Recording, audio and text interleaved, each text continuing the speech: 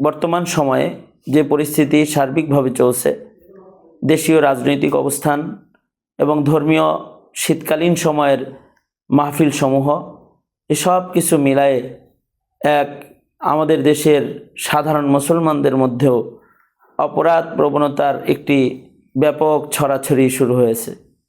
নির্বাচনকে ঘিরে দেশে নতুন সরকার, নতুন ক্ষমতায়ন, এই যে ভোট পদ্ধতি যেটা সামনে এসেছে, এটাকে কেন্দ্র করে রাজনৈতিক স্বার্থ উদ্দেশ্যকে হাসিল করার জন্য অনৈতিক কার্যকলাপ, অনৈতিক পদ্ধতি সমাজের সাধারণ মুসলমানদের ধর্মীয় অনুষ্ঠানেও নেতৃবৃন্দের ব্যাপক উপস্থিতি, ব্যাপক কথোপকথন এবং ব্যাপকভাবে মাহফিল সমূহ যা বাস্তবায়ন হচ্ছে, সেগুলো বিঘ্ন ঘটছে।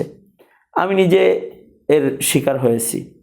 আমি কোরআনের একটা সম্মেলনে গিয়েছি, যেখানে রাজনৈতিক ব্যক্তিবর্গের এত ব্যাপক প্রভাব এখন বিস্তার করছে যে বিগত দিনে ফ্যাসিস্টের আমলে যে সকল সমস্যাগুলো আমাদের সামনে এসেছিল, এখনকার বর্তমান সময়ের সমস্যাগুলো তার থেকে একেবারেই দুর্বল নয়।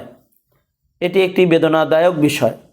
আমি অথবা আমার মতো যারা প্রবীণ আছে অথবা পুরাতন সাথী আছে, তারা সকল পরিস্থিতি স্বাভাবিকভাবে কন্ট্রোল করলেও আমাদের নবপ্রজন্মের যে সকল আলোচকরা আছে, তারা পরিস্থিতিকে সামাল দিতে পারে না বিধায় অপ্রীতিকর বিভিন্ন ঘটনাও স্টেজে, প্যান্ডেলে, মাহফিলে ঘটে যাচ্ছে।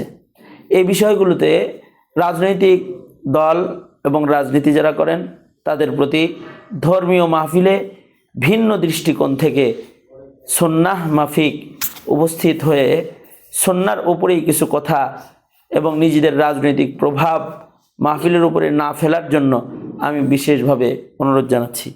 পাশাপাশি যারা আলোচক, যারা আলোচনা করেন, সময়ের প্রেক্ষিতে, বাস্তবতার নিরিখে, পরিস্থিতির আলোকে, স্থান, কাল, পাত্রভেদে সকলকে কথোপকথন করার জন্য বিশেষ অনুরোধ জানাচ্ছি। সোশ্যাল মিডিয়ার কারণে ফেসবুক মাধ্যমে অনাকাঙ্ক্ষিত যে সকল অপপ্রচারগুলো হয়ে থাকে, এর ভেতরেও কারো না কারোর ভূমিকা অথবা কারো না কারোর কোনো হাত থাকে। একজন মুসলিম হিসেবে আরেকজন মুসলমানের ক্ষতি করা, সেটা কলমের মাধ্যমে, জবানের মাধ্যমে অথবা তার ক্ষমতার